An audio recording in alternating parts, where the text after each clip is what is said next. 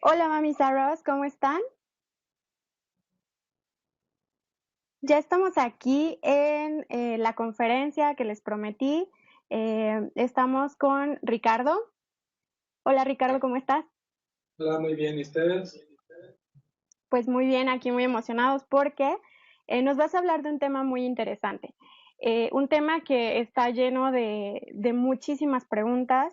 Las mamás de pronto van a un colegio y se encuentran con una cosa y eso mismo se los dicen en otro, pero de otra forma. Y bueno, estamos aquí para resolver dudas, para que nos hables de tu experiencia y de platicar un poquito más acerca del tema. Les cuento, mamis, que estamos haciendo ahorita bueno, vamos a hablar del tema de la diferencia entre escuela nueva y escuela tradicional, ¿sale? Ustedes, como saben, yo tengo una sección en Mamis Are Us, tenemos School Mamis, y bueno, yo entre semana visito colegios y voy de colegio en colegio preguntando por el que mejor se pueda acomodar a ustedes, la mejor información que yo les pueda transmitir, pues esa es la que les pongo en Mamis Are Us. Tenemos ahorita ya un espacio que estoy muy emocionada porque el espacio está en Mamis Are Us Web.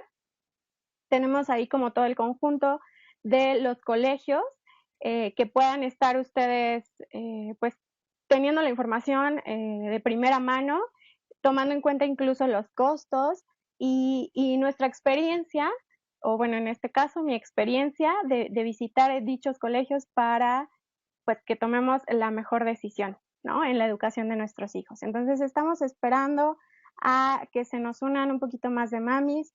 Platícanos, por favor, Ricardo, ¿cuál es tu experiencia en el ámbito educativo? Claro que sí. Yo tengo ya más de 13 años trabajando en el ámbito educativo. Yo tengo un Teacher's Diploma, entonces comencé mi carrera como maestro de inglés. Así es como empecé a incursionar en los colegios y posteriormente llegué al grado de coordinador académico del área de inglés en el colegio Vicky. Y a partir de ahí me gustó mucho profundizar más en las cuestiones pedagógicas. Entonces decidí estudiar ciencias de la educación. Y después de eso trabajé en el colegio Centro Escolar Lancaster durante 6 años como coordinador del área de mejora e innovación educativa. También estuve al frente del área académica de inglés. Y a partir de ahí, pues, decidí incursionar en otras propuestas educativas. Trabajé en Comuna Reyes Centro Educativo durante 2 ciclos escolares, hasta que fue el momento de tener una propuesta educativa propia, y así fue como se fundó el colegio Riverstone, el Riverstone Interactive School. Ok, platícame, por favor, un poquito del colegio. Bueno, el colegio Riverstone Interactive School es una propuesta con inspiración en varias corrientes pedagógicas. Nuestra principal fuente de inspiración es la corriente de Reggio Emilia. Más adelante hablaremos más a profundidad cuáles son los preceptos que tiene esta corriente, pero de entrada sí creo que es importante comentar que no se puede tener en México al menos una corriente 100% fidedigna a como se planteó originalmente. Sí tienen que haber ciertas adecuaciones a la realidad de nuestro país. Por eso no decimos que somos 100% reyes, sino simplemente inspiración reyes, ¿no? Ya hablaremos más adelante qué es lo que se puede, qué es lo que no se puede. También había algunas inquietudes sobre vinculación de la Secretaría de Educación Pública con las nuevas propuestas educativas. Exacto, pues nosotros, bueno, Ricardo y yo vamos a estar resolviendo las dudas de las mamis conforme ustedes nos vayan enviando sus mensajitos. Y bueno, por favor, vamos a comenzar porque estoy muy emocionada de saber qué, qué traes para nosotros, Ricardo. Bueno, la idea es dar un breve recorrido por tres de las principales corrientes que se están dando en la actualidad, que se están como popularizando, y aún así no son corrientes nuevas, son corrientes que vienen existiendo ya desde hace mucho tiempo, ¿no? Es el método Montessori, la filosofía Reggio Emilia y la pedagogía Waldorf. Para hablar un poco acerca de estas tres, primero es necesario dejar clara la diferencia entre lo que es la escuela tradicional y la escuela nueva. Pues la escuela tradicional es la que ya todos conocemos, ¿no? Los alumnos sentados, el maestro es el principal dador del conocimiento, el alumno recibe pasivamente la información, se promovía mucho que los niños estuvieran en orden, que los niños caminaran en filas, inclusive cuando estaban fuera de las aulas. Toda la escuela tradicional que conocemos, ¿no? Que ha estado teniendo ya un cambio desde finales del siglo XIX se estuvieron haciendo estos cambios, pero vemos que la realidad es que en México, al menos, o en muchos lados del mundo, todavía no se han consolidado, ¿no? A pesar de que a nivel pedagógico ya están ahí presentes. Tenemos esta educación tradicional y viene la Primera Guerra Mundial. Cuando termina la Primera Guerra Mundial, empiezan en Europa sobre todo y en Estados Unidos a cuestionarse qué es lo que podemos hacer, qué es lo que tiene que cambiar en nuestro modelo educativo para generar una diferencia social. Entonces, conforme surgen cuando termina la guerra, empiezan a considerar, ¿no? Vamos a hacer una educación libertaria. Por eso en todas las propuestas de Escuela Nueva se habla mucho sobre la libertad, ¿no? La libertad del niño, la libertad que va a tener el niño también en construir su propio aprendizaje. Entonces, así es como se van conformando las propuestas de Escuela Nueva. También importante mencionar, no es que los pedagogos se hayan puesto de acuerdo en ese entonces y hayan dicho, todos vamos a crear la Escuela Nueva, sino que aisladamente muchos pensadores comenzaron a hacer sus propuestas pedagógicas y después el mundo pedagógico las catalogó dentro de la Escuela Nueva. Y es muy interesante cómo actualmente todavía estamos divididos entre escuela tradicional y escuela nueva, ¿no? Entonces sí hay grandes diferencias. No voy a ahondar mucho en lo que es la educación tradicional, porque sí es la que como que todos conocemos, sino más bien hablar de estas tres propuestas pedagógicas, que es muy importante también mencionar que no son las únicas. Hay muchas propuestas de escuela nueva, pero ahorita vamos a hablar principalmente de tres de ellas. Exacto, pues la verdad es que, como les decía, está muy interesante porque nos va a funcionar mucho para despejar cualquier duda que tengamos acerca de lo que realmente se lleva en los colegios de nuestros hijos, ¿no? Entonces, por favor, vamos a iniciar, ¿qué te parece con Montessori? Platícanos. Y claro que sí. Bueno, Montessori, es muy interesante hablar un poquito, no me voy a extender demasiado, pero para que conozcan sobre Montessori, María Montessori estudió medicina, ¿no? También es interesante ver cómo estas propuestas de escuela nueva no fueron hechas por pedagogos, o sea, de entrada no eran pedagogos, fueron personas interesando poco a poco en la educación. Entonces Montessori pues estudió medicina, tenía conocimiento sobre la parte biológica, ¿no? Dentro de su carrera empezó de los que ella llamaba niños anormales. En la actualidad pues nos suena muy, vamos a llamar a los niños anormales de esa manera, ¿no? Muchas frases van cambiando, no son correctas, pero ella en sus textos así los dio. O sea, eran niños que tenían por ahí ciertos trastornos mentales o ciertos problemas de aprendizaje. Empezó, ¿cómo voy a apoyar a estos niños para que de verdad aprendan, ¿no? Para consolidar ciertos saberes que en ese entonces eran muy importantes, en especial la lectura. Es importante mencionar también que la figura del niño, mucho con el paso del tiempo, antes se creía pues que los niños eran como adultos chiquitos, como adultos inacabados, ¿no? Entonces, Montessori empezó a ver ciertas características diferentes que no iban a aprender igual a como lo hace. Cuando ella empieza a trabajar con estos niños con trastornos mentales, algunas estrategias y bueno, logró muy buenos resultados y vio que a partir del enfoque que ella estaba tomando con ellos, el método como tal que estaba tomando con ellos, y a partir de ahí fundó una escuela y publicó su libro en 1912. A partir de ahí pues empieza el auge de las escuelas Montessori y está muy bien la diferencia entre lo que es un enfoque y lo que es un método, porque a este método le llaman método y hay por ahí un debate muy interesante pedagógico que unos le llaman método, otros le llaman enfoque, ¿no? Desde mi opinión personal, sí es el enfoque, es un método, más bien el método Montessori, porque las maestras tienen que estar capacitadas como guías Montessori, tienen que tener un certificado. Los materiales que utilizan también son los materiales diseñados por Montessori, que también están a la venta y solamente pueden trabajar con este tipo de materiales. Entonces, también hay ciertos pasos a seguir dentro de este enfoque para el trabajo con los pequeños. Pero bueno, volviendo un poquito a qué es lo que Montessori proponía, ella proponía ella dividía todo el periodo de desarrollo de los niños en lo que ella llamaba periodos sensibles. Entonces, de ahí surge que los niños Montessori estén siempre agrupados en grupos multigrado, por así decirlos. Tenemos el primer periodo sensible, que es de los 0 a los 3 años, luego de los 4 a los 6, de los 7 a los 9, de los 10 a los 12 y de los 13 a los 15. Entonces, siempre en las escuelas Montessori se propone que los niños de este rango de edad estén trabajando juntos. También aquí se vincula mucho con lo que Vygotsky decía de la zona de desarrollo próximo, donde los niños más pequeños aprenden muchas veces más fácil de niños más grandes que del adulto, ¿no? O sea, el niño se aproxima al trabajo, al modo de trabajo de los niños más grandes y aprende otro tipo de habilidades. Entonces, dentro de la propuesta de Montessori está esto de dividir a los niños. También algo muy importante para Montessori era el ambiente preparado. Entonces, Montessori empezó a hacer un ambiente que ella consideraba más apropiado para los niños, para que fueran más independientes. A los niños, por ejemplo, si quieren picar una fruta en la casa, pues les cuesta mucho trabajo porque pues los muebles en la cocina son más altos, ¿no? Entonces ella empezó a hacer muebles de tamaño más pequeño, reducido al tamaño de los niños. Entonces en las escuelas Montessori siempre hay mesas chiquitas, sillas chiquitas, hasta los baños son de tamaño más pequeño, con la idea de que los niños puedan sentirse más cómodos y desarrollen más fácil su independencia. Entonces, esto es algo que también es muy, muy particular del método Montessori, los muebles más apropiados para su edad. Y bueno, también se basaba mucho en la vida práctica de los niños. Ella hablaba mucho de lo que ella decía la sensualidad, pero pues no entendía como entendemos hoy de algo sexy, sensual en cuanto a los sentidos.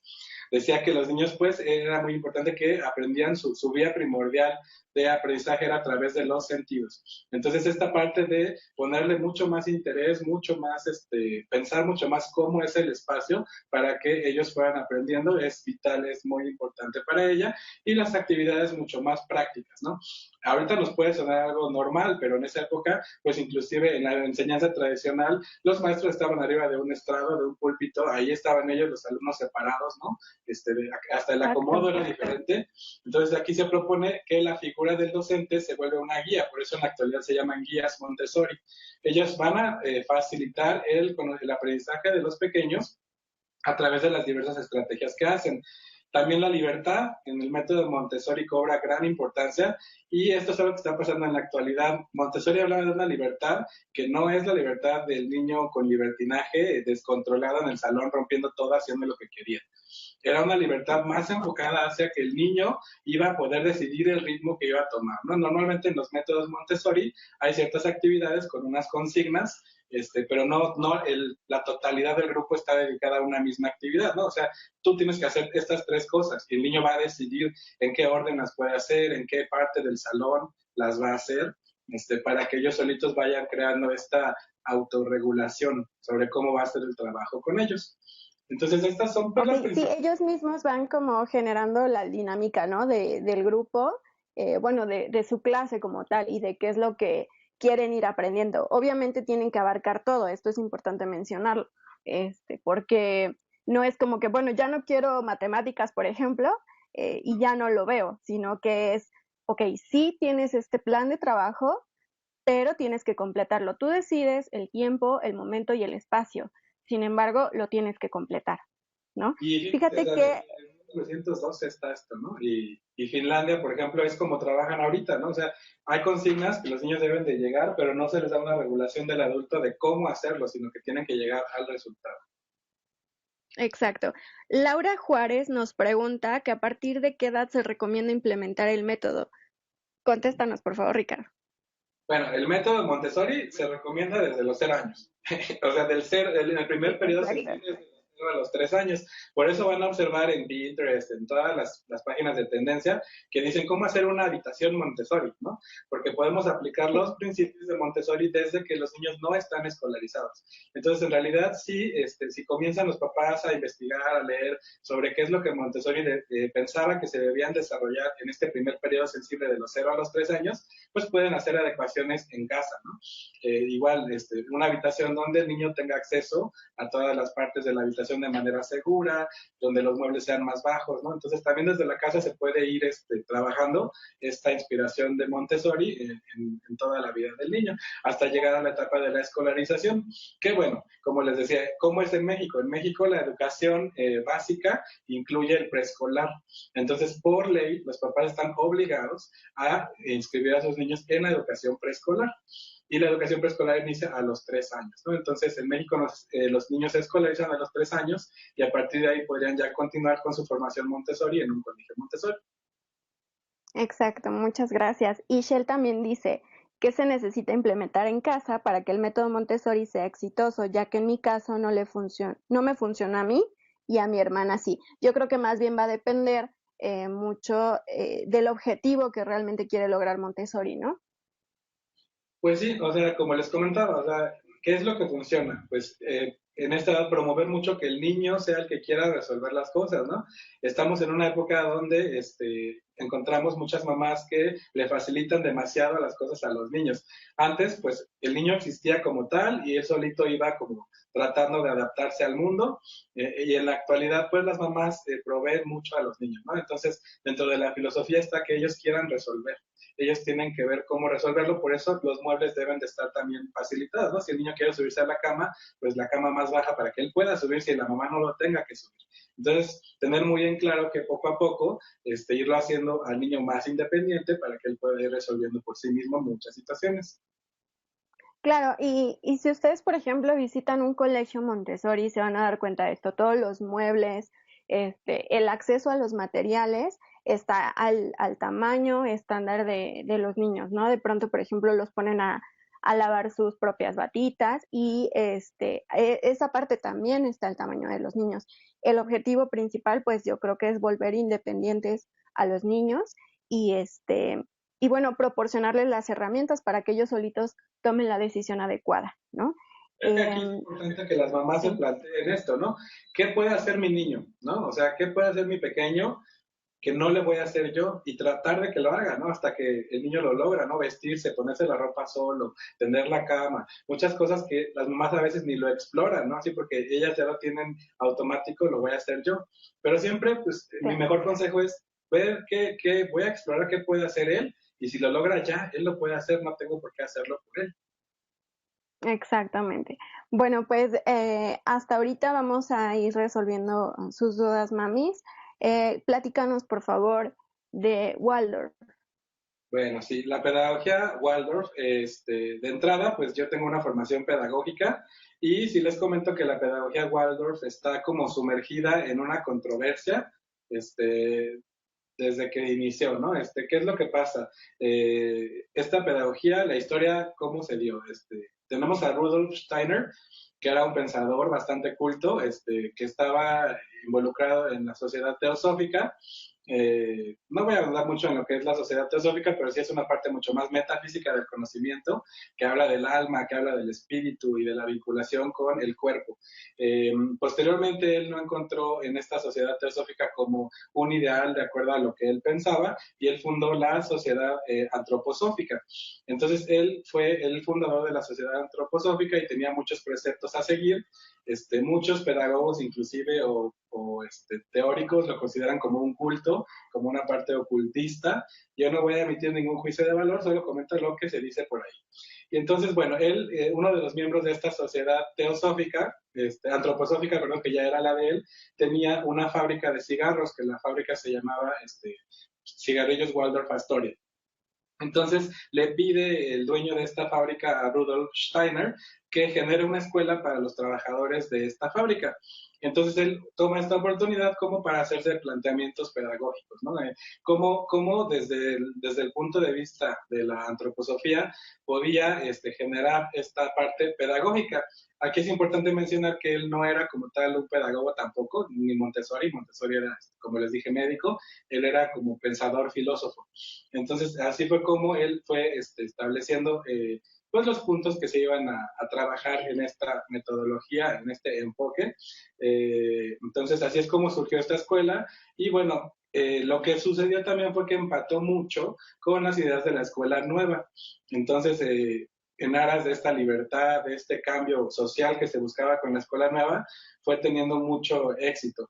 ¿Qué es lo que ocurrió aquí? La primera escuela, precisamente la Waldorf, la de la fábrica, que es lo que le da el nombre, se fundó en 1919.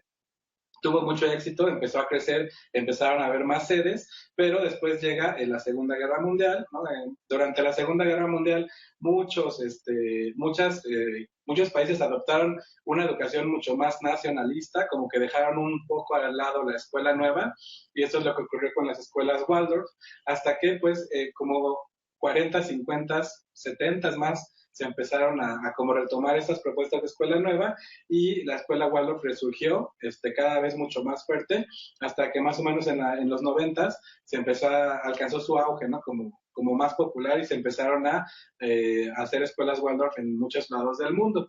Así es como surge, ¿no? Bueno, estos son los orígenes de la escuela Waldorf y bueno, ¿qué son los preceptos que tienen? ¿No? Al igual que Montessori dividía en periodos sensibles, la infancia, y Rudolf Steiner los dividía en septenios. Él argumentaba que el cuerpo, que todos los organismos humanos, renuevan absolutamente todas sus células cada 7 años. Entonces, dividió la infancia en septenios. Una etapa es de los 0 a los 7 años, otra etapa es de los 7 a los 14 años y otra etapa es de los 14 a los 21 años. Y cada una de estas etapas, a su vez, tiene un propósito de trabajo. En el primer septenio, que es de los 0 a los 7 años, se encarga de desarrollar la parte física y también se hace mucho trabajo a través de la imitación. Steiner decía que los niños en el primer septenio todavía no estaban arraigados a su cuerpo físico, sino que flotaban precisamente, los niños flotaban entre la parte espiritual con la parte física. Entonces, era mucho desarrollo de trabajo físico. También decía que en primer septenio no se debían de ver ningún contenido duro como tal, sino simplemente como desarrollar la parte física. Entonces, no hay un trabajo de acercamiento a la lectura y la escritura, por ejemplo, durante el primer septenio de los 0 a los 7 años, pero se trabajan también habilidades relacionadas a la parte psicomotriz.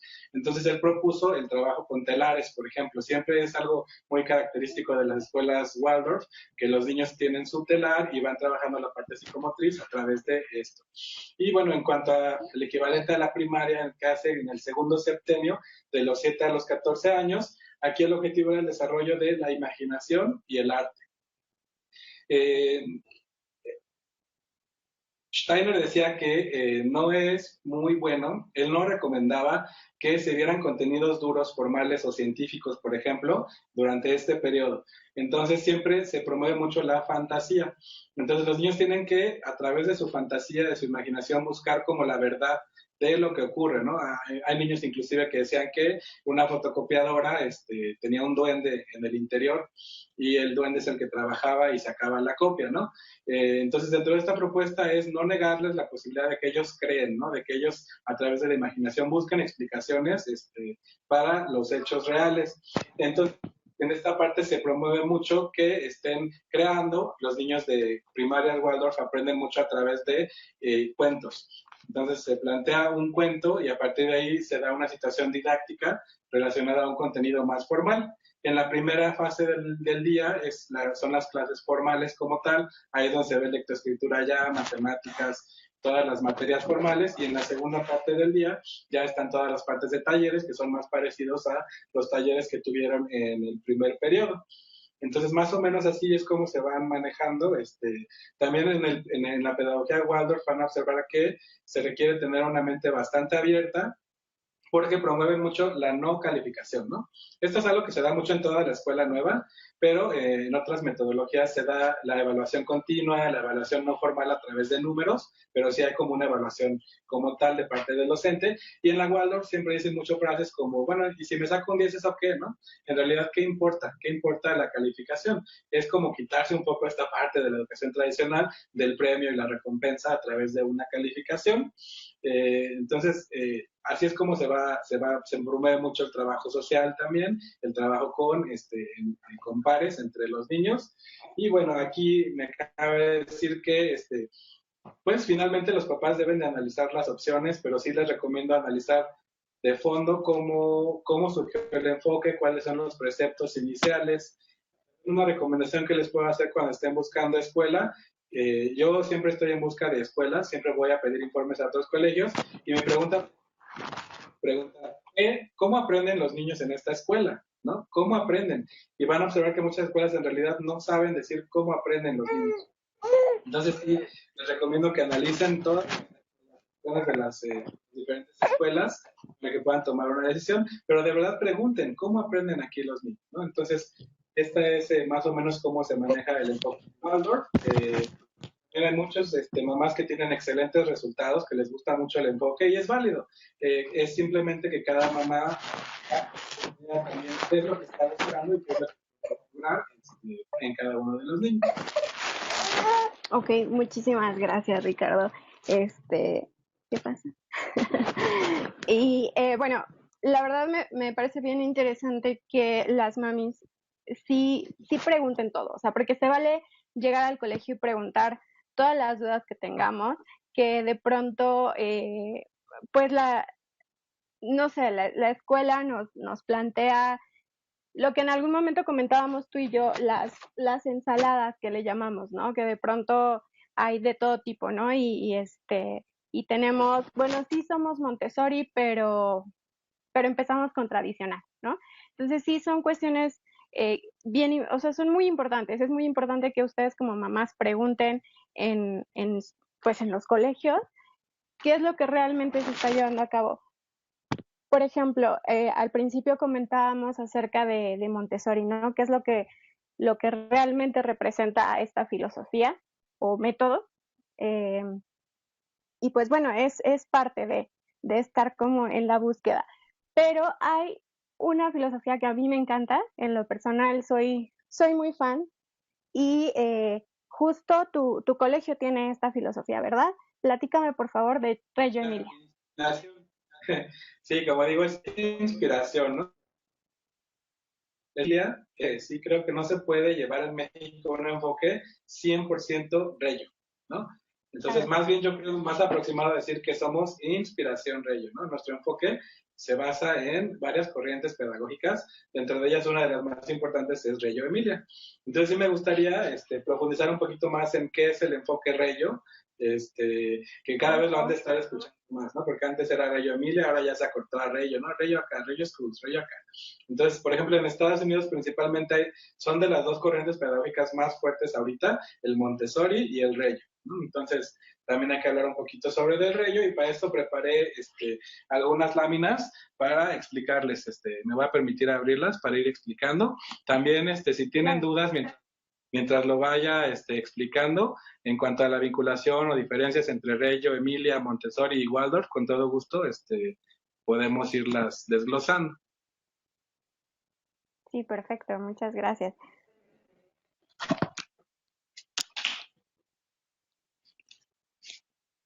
Ahí ya ven la presentación. Listo, la estamos viendo. Sí. Ok. Bueno, entonces, en el Riverstone Interactive School es una escuela inspirada, como les decía, en el enfoque Reggio Emilia. Y bueno, ¿cómo surge y dónde surge Reggio Emilia? Es muy importante hablar sobre ello.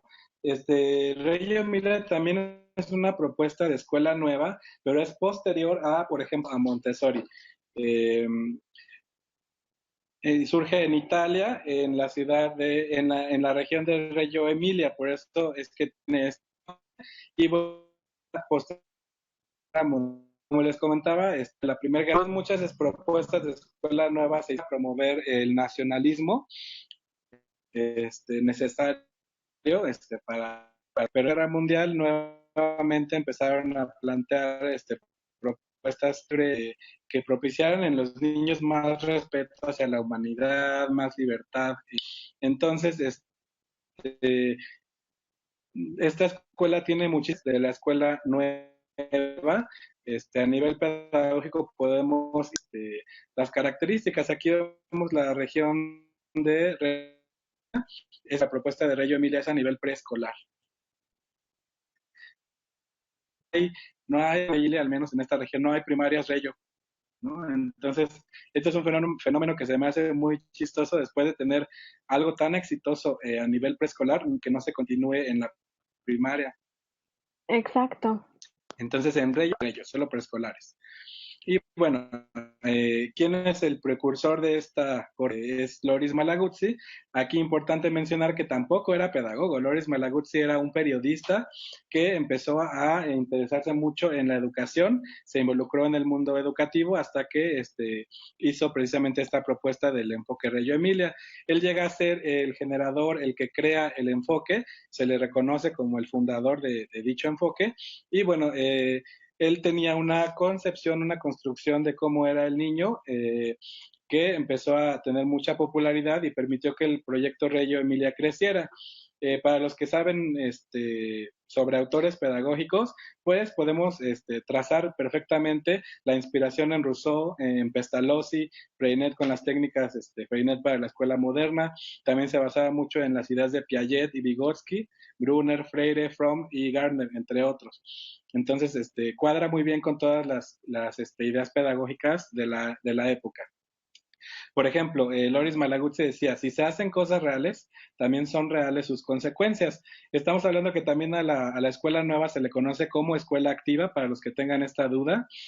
Muchos preceptos de la escuela nueva implican que el niño esté siempre en actividad, haciendo cosas. Entonces decía que los niños deben aprender a través de cosas reales. Por eso este enfoque se basa mucho en el trabajo a través de proyectos de aprendizaje que no están tan inmersos en los libros. No se aprende a través de fuentes indirectas como son los libros, o en la actualidad podríamos hablar de las computadoras o los iPads, sino de hacer las cosas reales como tal. Y bueno, es muy interesante cómo es la concepción del niño, que a su vez cuadra perfectamente con los preceptos de la escuela nueva. El niño es un ser rico en capacidades, ¿no? En la antigüedad, en la escuela tradicional, se decía que los niños eran tábulas rasas, que venían como en blanco, ¿no?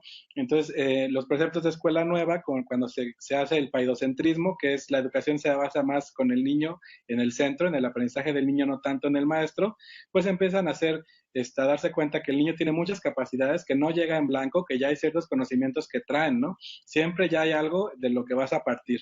Entonces el niño va a construir su conocimiento dentro de una dimensión social, que esto también es muy de Vygotsky. Entonces surge la pedagogía relacional. El niño no construye su conocimiento él solito, sino que en interacción con otros niños. Esta interacción propicia que los niños aprendan de otra manera. Entonces, al darle esta importancia, este peso a los niños, se vuelven más participativos y comunicativos. En una escuela Reggio, los niños llegan y te preguntan, ¿no? Siempre están preguntando para conocer más, a diferencia del enfoque tradicional. También esto sucede en los Montessori. En el tradicional el niño normalmente no se siente tan libre de ir y preguntarte, ¿no? Sí, porque tengo que estar sentado en mi banca. Aquí el niño, si está sentado, se para y te pregunta las dudas que tiene. Entonces el niño se vuelve más comunicativo y es más capaz de resolver situaciones que se le presenten, porque él ha estado precisamente inmerso en esto de resolver situaciones. Esto es algo también que Montessori decía que teníamos que lograr en el niño, que él tuviera las ganas de resolverlo, ¿no? Hay niños que, si vienen de una educación muy tradicional, se les pregunta, oh, no tengo un lápiz. Ok, ¿y tú cómo lo resuelves? No sé, ¿no? Y ya no lo hacen. Entonces, el niño Reggio, el niño Montessori, los niños más bien de escuela nueva, estarían buscando alternativas. Pues no tengo, pero le pido a mi compañero. O no tengo, pero le digo a la maestra que no tengo, ¿no? No me quedo ahí sin poder trabajar por no tener el material adecuado. Entonces, esta parte es muy importante, que el niño tenga la necesidad, el deseo de resolver y también de aprender. Entonces los niños refuerzan el sentido de la propia identidad, porque yo me conozco más, no nada más estoy acatando las indicaciones que se me dan, ¿no? Yo también tengo cierta libertad de decidir qué hacer, cómo resolverlo las cosas. Entonces tienen mucho más reconocimiento. El adulto, los maestros también deben de conocer más las capacidades de los niños, que se pueden lograr de acuerdo a cada uno de los grados. Entonces los niños Montessori y Reggio se sienten mucho más seguros de sí mismos en resolver las situaciones. Entonces, aprenden también a ver los recursos que tienen, como les comentaba, para ver cómo se pueden resolver todas las situaciones. Así es más o menos como es la construcción del niño en el enfoque Reggio y también en los enfoques de escuela nueva. También la concepción del maestro cambia, ¿no? En una escuela tradicional, el maestro está parado frente al grupo, él decide qué conocimientos le va a dar al niño. Por ahí Freire hablaba de que antes se pensaba que los niños eran como unas alcancías, ¿no? Donde los adultos iban introduciendo conocimientos en su cabeza y ya se iban a quedar ahí. De hecho, hay imágenes muy interesantes donde en ese entonces, si pensaban en la educación a futuro, era como un casco que se le ponía a los niños, donde ahí se les iba a transmitir el conocimiento. Eh, con la escuela nueva se cambió todo esto, ¿no? O sea, no es una transmisión del conocimiento, el niño tiene que aprender. Se deja a un lado la enseñanza como tal para hablar del aprendizaje, ¿no? Inclusive a nivel planeación, en la escuela nueva es cómo va a aprender el niño. Las actividades se planean en función del niño, no en función del maestro. Entonces, bueno, Ok.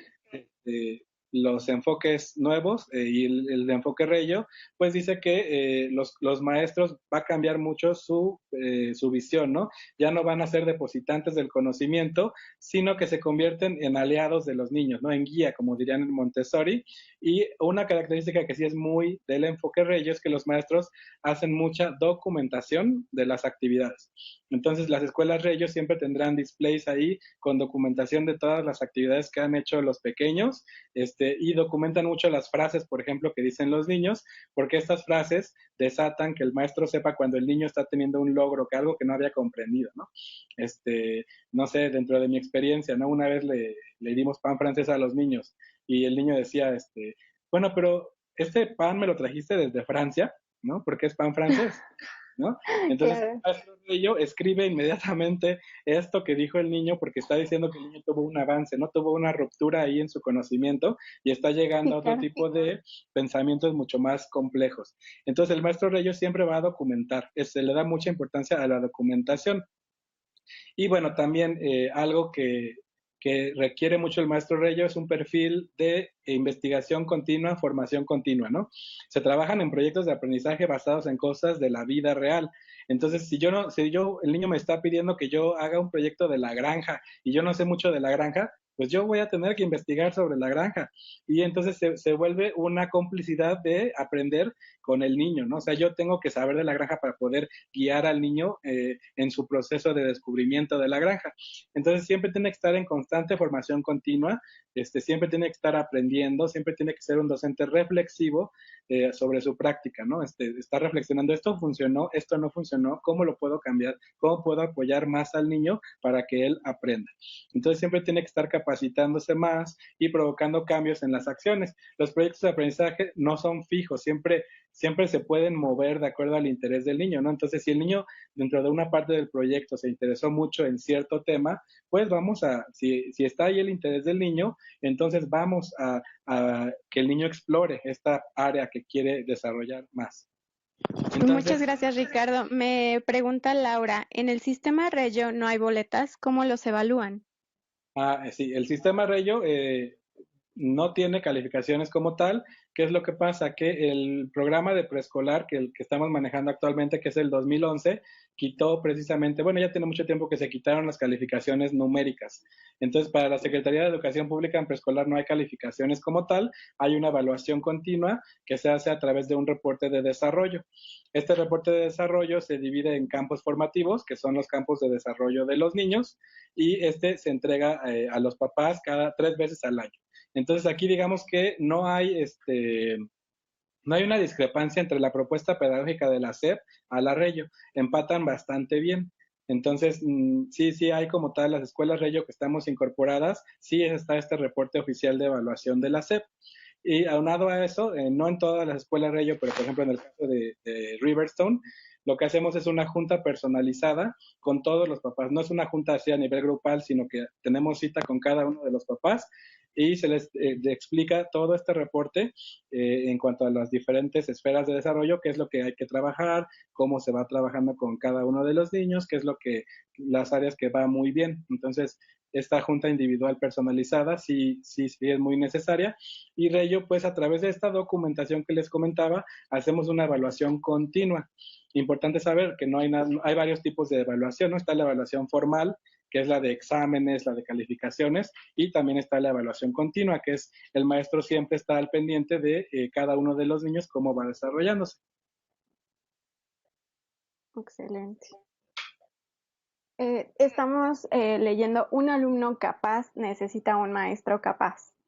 Claro, Eh, yo- qué bonita frase, sí, ¿no? O dime. sea, Los Sí. niños Reyes, los niños Montessori son muy capaces, te van a preguntar, te van a hacer preguntas bien profundas, bien interesantes. Por eso el maestro tiene que saberlo, ¿no? Y también ser humilde, o sea, no sabemos todo. Es muy válido decirle al niño, hoy, quién sabe, la verdad no sé, pero juntos vamos a investigarlo, ¿no? Entonces también Exactamente, es este muy perfil importante. de maestro investigador es muy importante. Y bueno, algo también, Reyo, que es muy difícil hacer en México, es la parte del el rol de la familia, ¿no? En las escuelas Reyo son escuelas abiertas. El papá puede entrar cuando quiere al grupo, puede sentarse junto al niño y después irse, se involucra mucho en todo el proceso, ¿no? Aquí en México no es posible, ¿no? Por cuestiones de seguridad, por cuestiones de legislación educativa, ¿no? O sea, hay horarios de entrada de los niños, de los papás, no es normal que un papá pueda llegar y entrar y sentarse junto a su niño, ¿no? Aquí en México. Por eso les Claro. digo que nosotros adaptamos. ¿Qué es lo que hacemos nosotros? Pues involucrar al papá en el proceso, ¿no? En el trabajo en casa que se hace relacionado a las tareas, por ejemplo, que no son tampoco tareas tradicionales, sino de conocimiento de lo que el niño está aprendiendo en ese momento. Entonces, en el enfoque puro Reyo, pues los papás se involucran de manera activa en el proceso de los niños. Eso es algo que aquí pues no se puede hacer, ¿no? Entonces, bueno, en un enfoque Reyo, las relaciones humanas tienen mucha importancia, ¿no?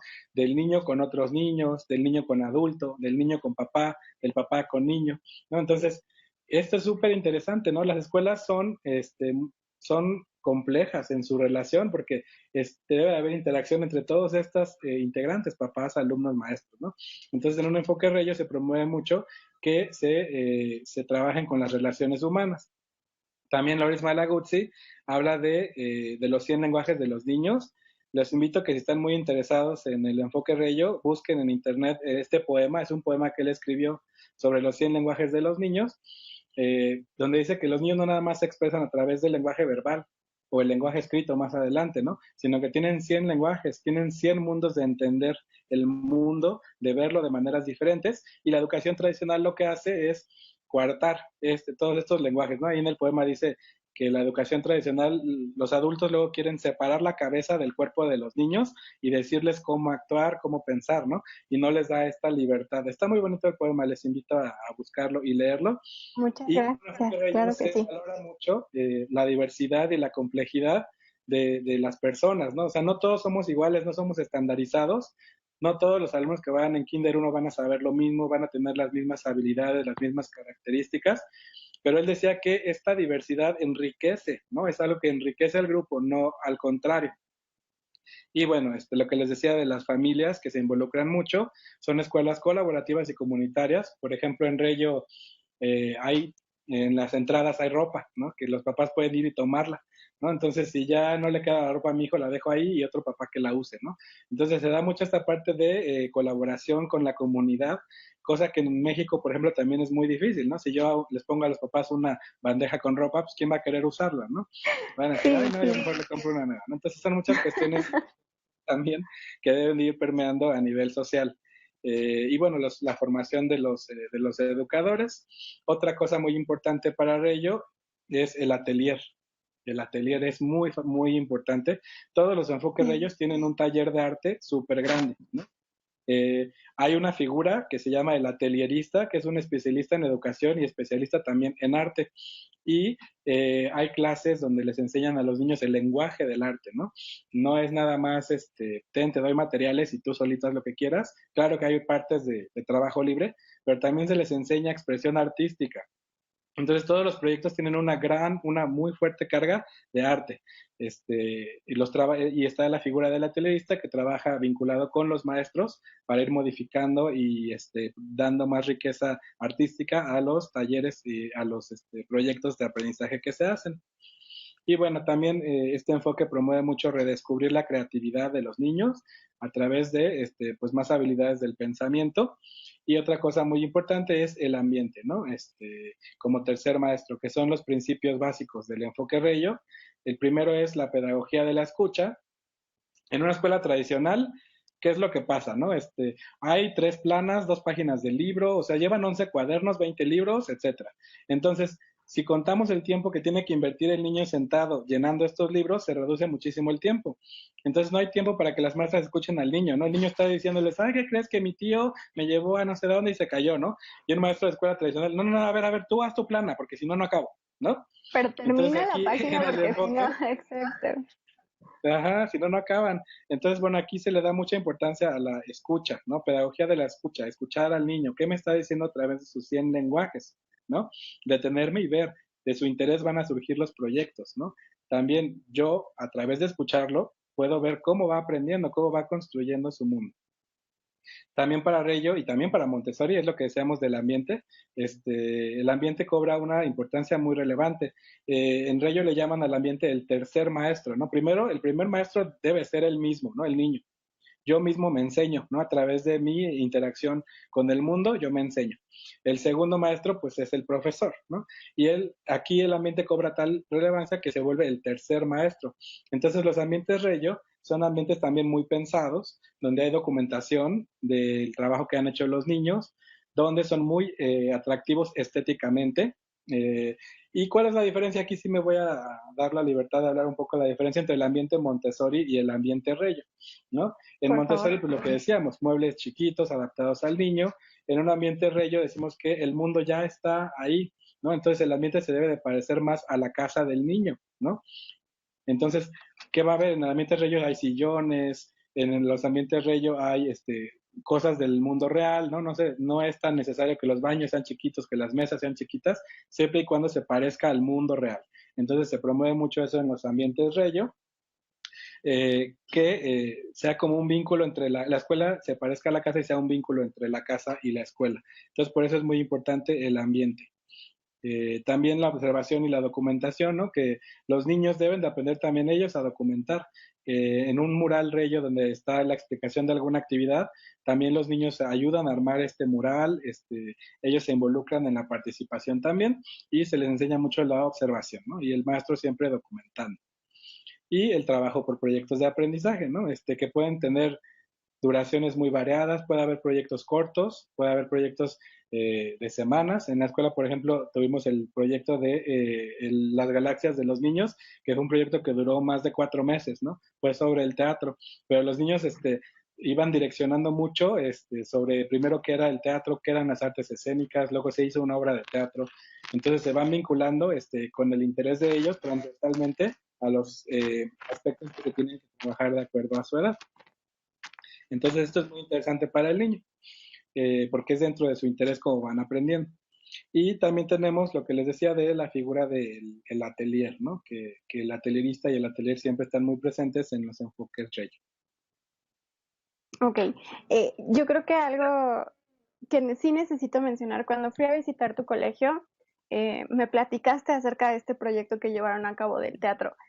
De verdad, mamás, no se imaginan la felicidad que me dio ver cómo un colegio lleva a cabo cada uno de los pasos que se deben llevar como tal, ¿no? Hablábamos hace un rato acerca de cómo es que la SEP se incluye en esta parte.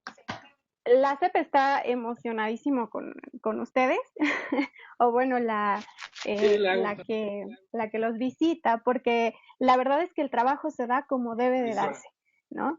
Se lleva a cabo cada uno de los pasos y como me comentabas, bueno, se trabaja por proyectos. El proyecto del teatro estuvo fantástico. Cada uno pues de los escenarios, de todo lo que se fue dando poco a poco, es impresionante cómo existe esta lateralidad entre sí un tema en específico que es el teatro, pero también podemos abarcar ciencias, podemos abarcar matemáticas, podemos abarcar cualquier tipo de materia dentro de ese mismo proyecto, que en este caso pues fue el teatro, ¿no? Y a veces uno diría, pero pues es que ¿qué tiene que ver las matemáticas con el teatro? Mil cosas, ¿no? Podemos relacionarlo de muchas maneras y es uno de los objetivos principales que hoy la SEP tiene, ¿no? Que hace, bueno, no hoy, creo que ya tiene muchísimo tiempo tratando de que las escuelas tengan esta transversalidad entre el resto de las materias y que se puedan enfocar a un proyecto, ¿no? Que el alumno pueda decir, o que más bien ni cuenta se dé en qué momento está aprendiendo todo esto que tú le estás dando. Exactamente, ¿no? El teatro maravilloso, es un pretexto para que el niño diga que está aprendiendo del teatro. Vimos toda la parte vinculada a las ciencias, que era la fauna, el conocimiento del mundo, matemáticas, fueron desde mover las escenografías desde hace años, implica una parte de pensamiento matemático. Todo se desarrollaron, ¿no? La parte de lectura y escritura. Cuando vimos el guión teatral, se analizó que era un guión teatral y los niños escribieron el guión desde que lo coral hasta aterrizar en producción escrita, ¿no? Entonces, todas las áreas del conocimiento, los diversos campos formativos que maneja la SEP, en realidad cuadran muy bien con porque son todas las esferas del desarrollo que se tienen que hacer.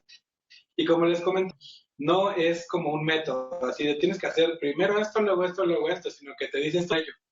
Tú como docente, tú como pedagogo, ves cómo los vas a aplicar. No es una receta, no es una fórmula que se tiene que seguir. Se pueden hacer muchísimas cosas sin dejar a un lado toda la parte de desarrollo integral de los pequeños.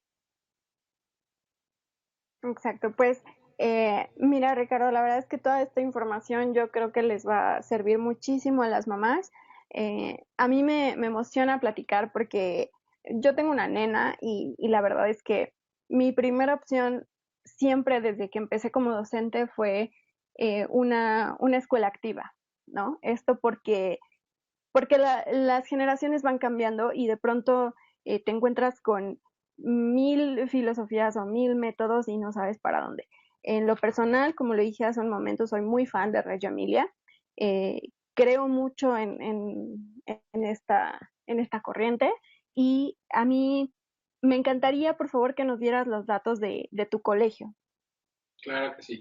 Somos el Colegio Riverstone Interactive School. Nos pueden encontrar en nuestro sitio web www.riverstoneschoolmx.com.